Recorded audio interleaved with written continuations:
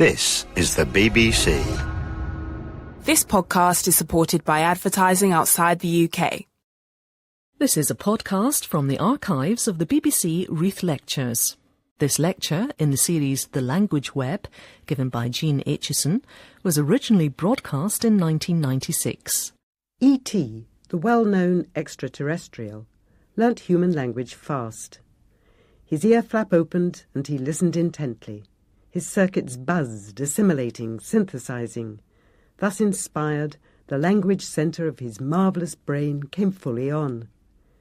Yet E.T.'s magical ability is almost matched by that of human children. As the American statesman Benjamin Franklin once said, "Teach your child to hold his tongue. He'll learn fast enough to speak." Children talk so readily because they instinctively know in advance what languages are like. As in a spider's web, the outline is pre-programmed, and the network is built up in a preordained sequence. The predictable way in which the language web develops will be the topic of this lecture, including how adults can help, or sometimes even slow down a child's progress. Language has a biologically organised schedule. Children everywhere follow a similar pattern. In their first few weeks, babies mostly cry.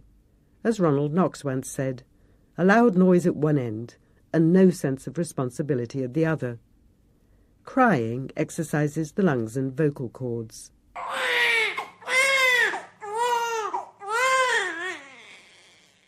But crying may once have had a further evolutionary purpose. Yelling babies may have reminded parents that their offspring exist. Deaf ringdoves forget about their existing brood and go off and start another. From 6 weeks onwards, infants coo or even mew according to some older accounts, which sometimes compared these early gurgles to the twittering of birds.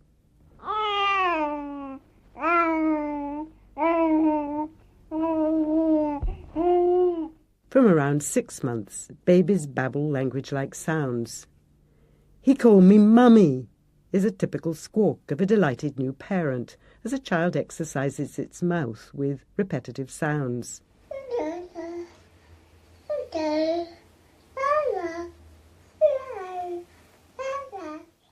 Overinterpretation by parents is why the words mama, papa and dada are found all over the world for mother and father, closely followed by caca for excrement. A widespread myth circulates that infants burble all sounds of every language. This is untrue. The range is in fact rather limited. The myth arose partly because some early researchers found it hard to distinguish infant gurgles, and partly because children do indeed produce some sounds not found in the language they are learning. This English child is making a sound remarkably like a French R.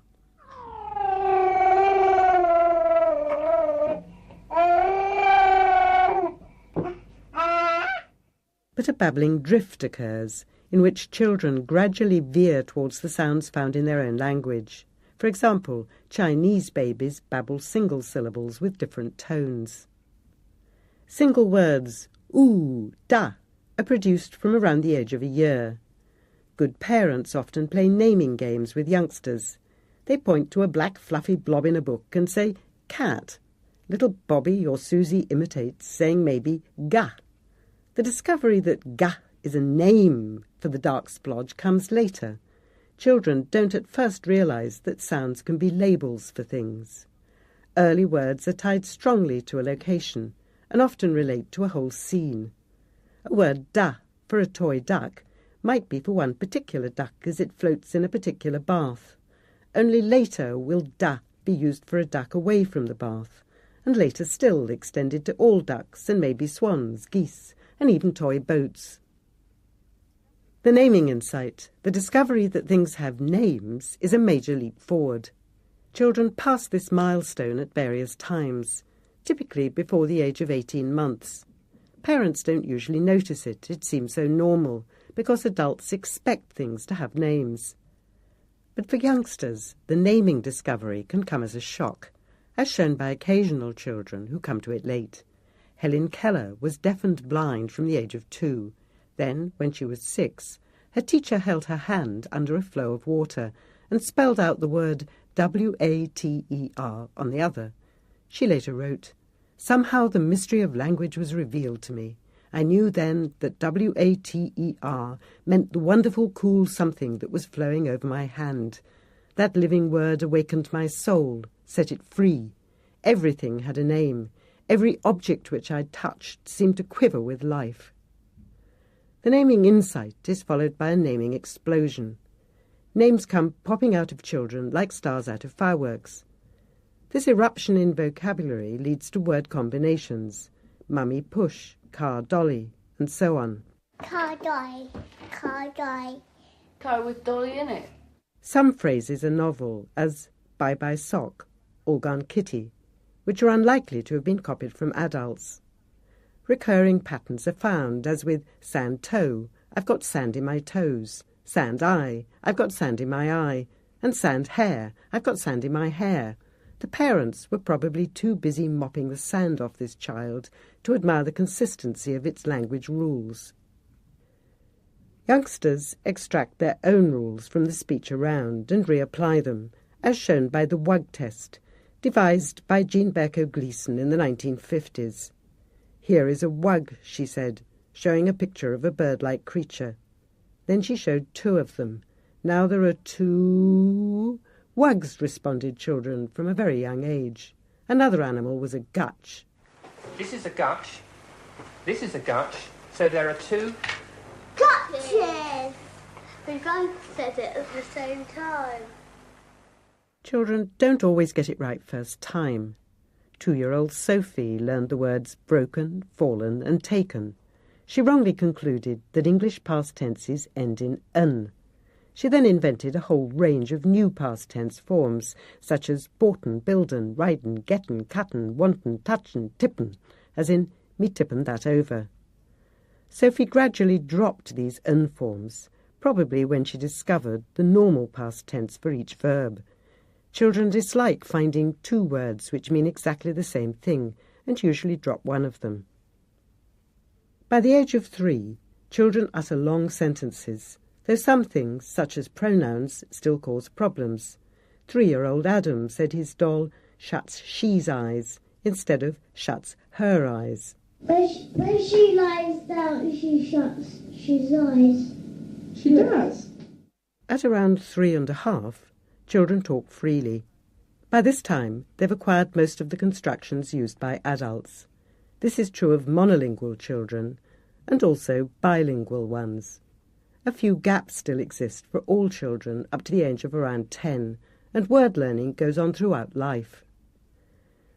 This predictable sequence of events is typical of biologically scheduled behaviour, as pointed out by Eric Lenneberg, a pioneer in this field.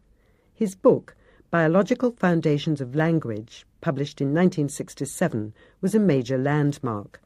Before then, natural behaviour, as seals naturally swim, was usually separated from nurtured or learned behaviour, as seals can be taught to jump through hoops. Lenneberg showed that this divide is oversimple. Most natural behaviour requires some learning. Pigeons naturally fly, but they have to spend time learning how to stay in the air. Conversely, learning would be impossible if it didn't build on natural talents. Pigeons can be trained to distinguish between letters of the alphabet, but only because they already have acute eyesight. Language is an example of maturationally controlled behaviour, Lenneberg pointed out, behaviour which is pre-programmed to emerge at a particular stage in an individual's life, providing the surrounding environment is normal. Walking and sexual behaviour are clear examples. Such behaviour emerges before it's critically needed, yet can't be forced to appear before it's scheduled.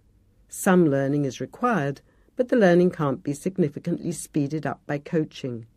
No external event or conscious decision causes it, and a regular sequence of milestones can be charted. An ability to cope with language structure is largely separate from general intelligence.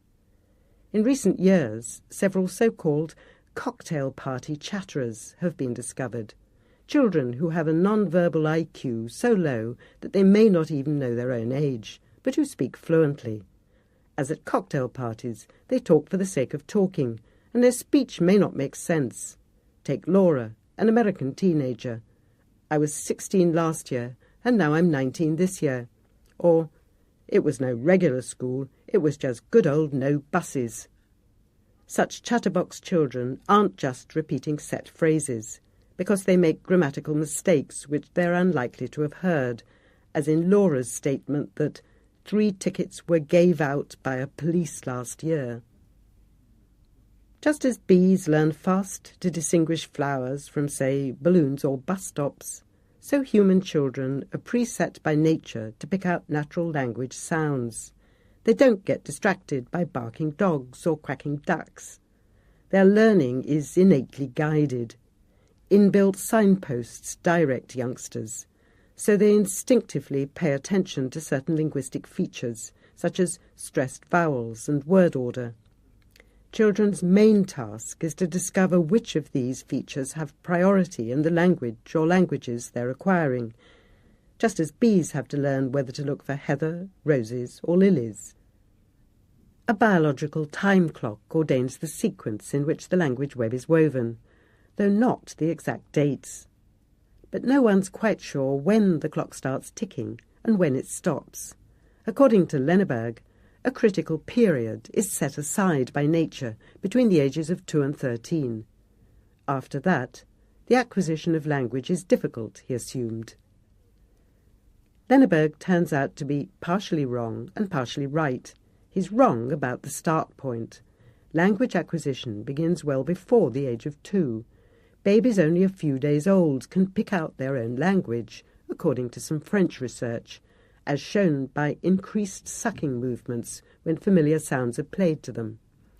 So infants still in the womb may become accustomed to the rhythms of the language spoken around them.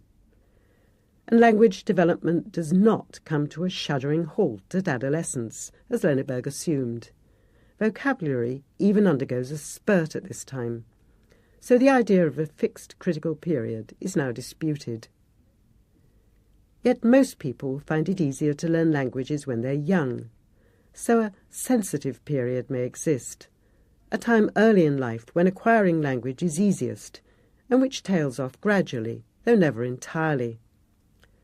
A natural sieve hypothesis is one idea put forward to explain this.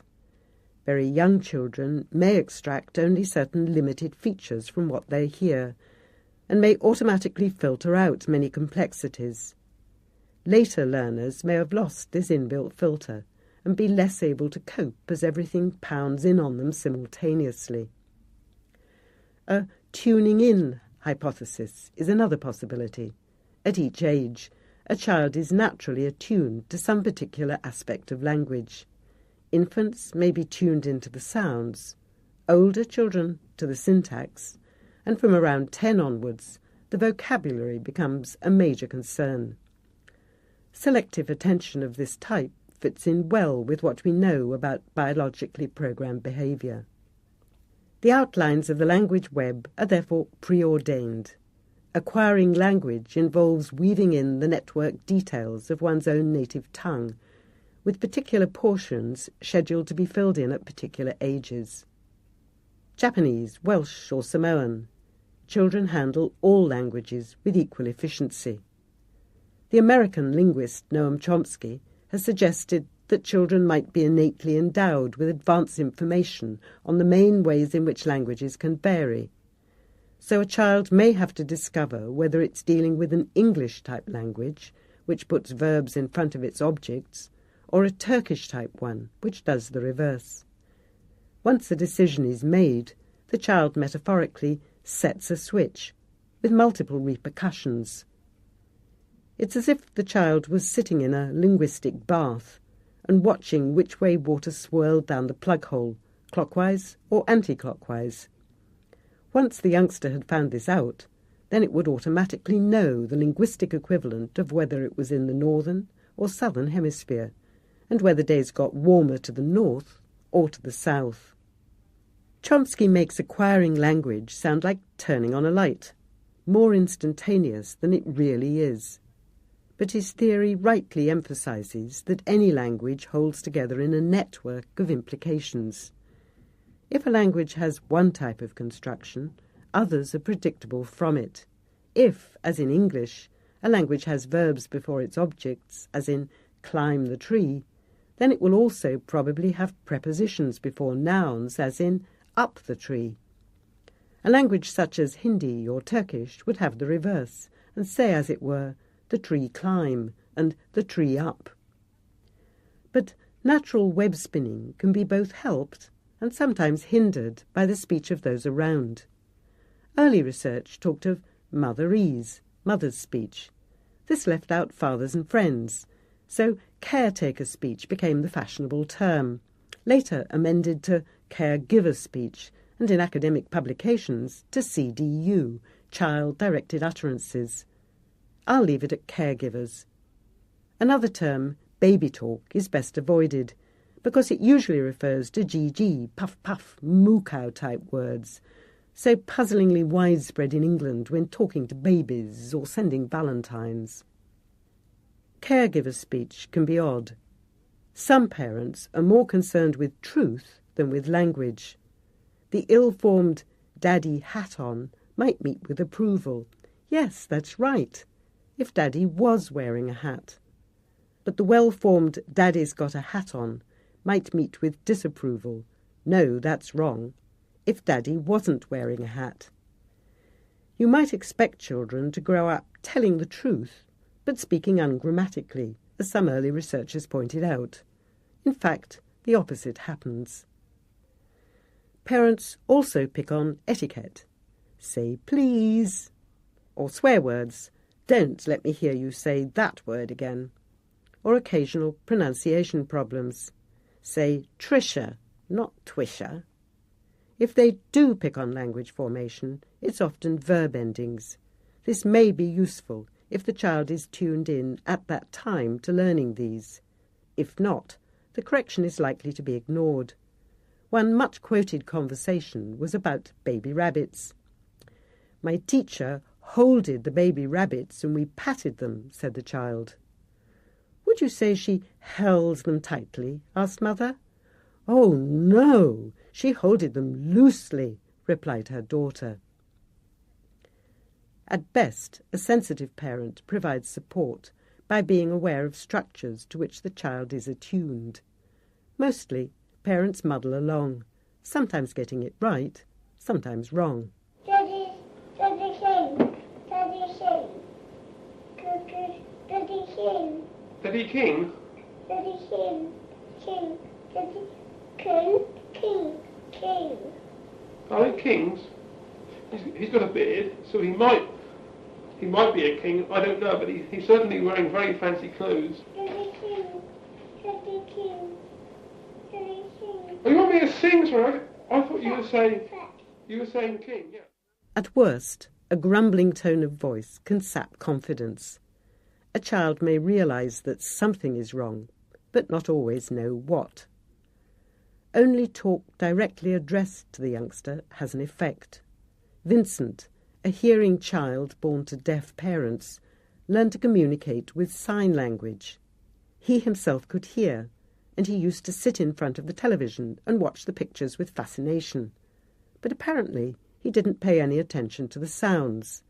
He didn't start to speak until he went to school, where people talked to him. And a recent survey in Manchester found that television can delay speech development even in some normal children. They're riveted by the colours and flashing lights and tune out the sounds. But even with face-to-face contact, the young learner sets the agenda. Clear, varied utterances directly addressed to the youngster are the silken strands out of which the child builds the language web. Caregiver speech is extra useful when the same words come in more than once in different ways. Many parents do this naturally. Now, Patsy, where did you get that knife? Give the knife to Mummy. Give Mummy the knife. There's a good girl. The talk has to grab the child's attention. Joint enterprises are all important. parents often find it easier to talk to girls, mainly because they involve them more often in domestic chores. "Come and help Mummy with the potatoes," mothers often say to their daughters, but "go outside and play football," they command their sons. Not surprisingly, some families end up with chattering, potato-peeling girls and tongue-tied, football-kicking boys. This is one reason why girls are often a step ahead of boys in their language. But if people talk to them, all children respond well. They enjoy pit-patting the conversational ball backwards and forwards. Will you put your coat on, please? Why? Because we're going out. Why? To see Auntie Mary. Why? Because Auntie Mary's going to give us tea. Why? Because we're hungry and we need to go to her house for some tea. Why? Or what would happen if we didn't eat? Why? At this point, Father realised Junior wasn't interested in the answers, but was treating the conversation as a game, which he wanted his father to go on playing. So children build the language web by extracting what they need from the talk they hear around them. Most are efficient chatterers long before they go to school, but they still need to learn which type of speech to use when, so-called communicative competence. Babies and bank managers must be addressed in different ways, just as different clothes are required for the beach and a wedding. A doctor speaking to another doctor might talk about a circumorbital hematoma, but to a schoolboy it'd be a black eye. The language web, then, has been mostly acquired by children by around the age of 13, apart from the mixing and matching of language styles and also vocabulary, which will be the topic of next week's lecture. You might expect parents to cheer as their offspring became competent language users and give them, say, a reward of a telephone on their 13th birthday. But the acquisition story is not yet over. At this age, language suddenly becomes a mudslinging match between generations, at least in England. Teenagers want to talk like their pals, but parents disapprove. A father was shocked when his daughter informed him that she didn't dare talk in her posh home voice at school. She'd lose her friends. Teenage stroppiness is partly to blame, with predictable kicks at convention, though this is normally a temporary phase. Teenagers' language usually gets less extreme as they approach adult life. But changing speech styles also tangle people up. These days, formal speech, like a top hat, is used on fewer occasions. Informal speech, like an open-necked shirt, is felt to be friendly. In this easygoing atmosphere, being proper is often regarded as less important than being matey. Matiness and casualness are sometimes emphasised by swearing. F-words swarm like bees in some recent literature and buzz about freely in conversation. Today's swear words are undergoing a bleaching process, a fading of meaning that happens in all semantic change. In the last century, oaths using the name of God were widely disapproved of. Then they gradually lost their power to shock. These days, F-words and S-words no longer horrify so many people. Their meaning has weakened as the original connection with sex and excrement fades. Perhaps a new linguistic anxiety is taking over for those who aren't bothered by four-letter words. Political correctness may be the replacement worry. Some people would rather say an F-word than label anyone mentally deficient or retarded. They'd prefer mentally challenged or developmentally inconvenienced. This increased sensitivity to others is a useful trend, even though these new PC words may sound somewhat bureaucratic. But the war of words between the generations is also entwined with the usual cobweb of worries which surround language change. Parents want their offspring to use so-called standard English. What exactly they mean by this is a question which has long ensnared people in its sticky and dusty threads. The word standard is ambiguous. It can mean either a value which has to be met, as in a high standard, or it can mean uniform practice, as in standard behaviour. These two meanings of standard have long been confused. For example, in 1836, a treatise which offered principles of remedy for defects of utterance commented that the common standard dialect is that in which all marks of a particular place of birth and residence are lost, and nothing appears to indicate any other habits of intercourse than with the well-bred and well-informed wherever they may be found. So standard English came to be thought of as the speech of the educated. This was often assumed to be the language of Oxford, so-called Oxford English, and of the big public schools.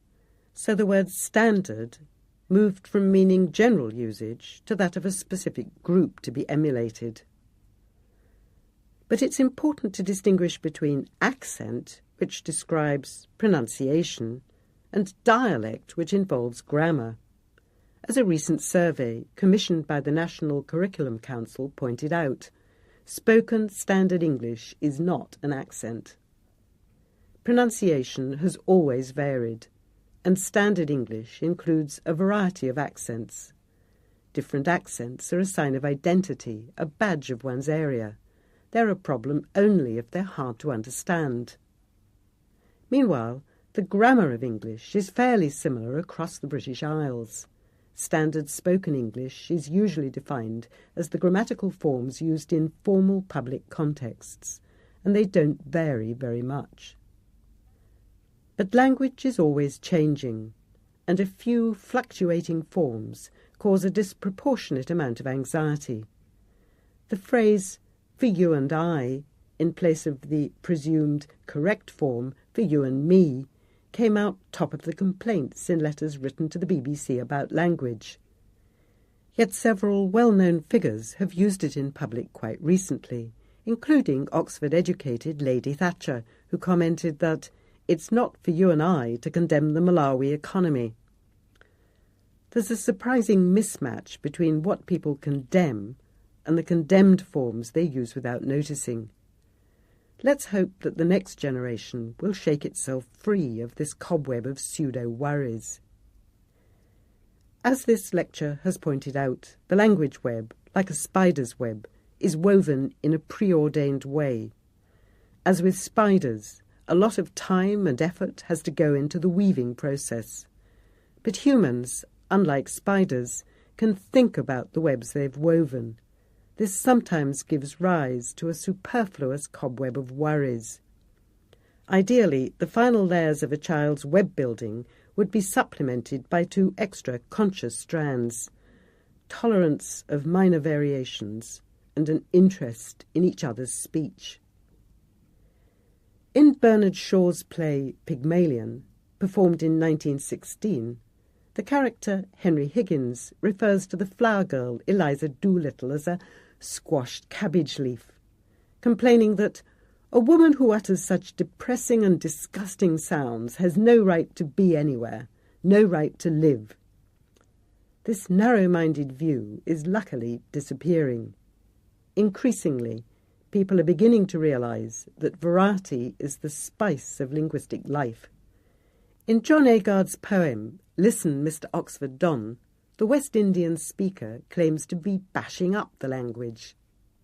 Listen, Mr. Oxford Don, I'm a man on the run, and a man on the run is a dangerous one.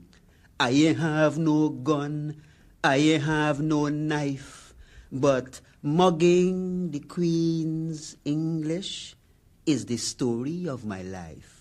I am not a violent man, Mr. Oxford Don. I only armed with human breath. But human breath is a dangerous weapon. But he's not blowing the Queen's English down, nor is he breathing germs over it. Quite the contrary. With his skilled word-weaving, he's breathing extra life into the language. You've been listening to a podcast from the archives of the BBC Reith Lectures. For more podcasts, please visit bbc.co.uk/Radio4.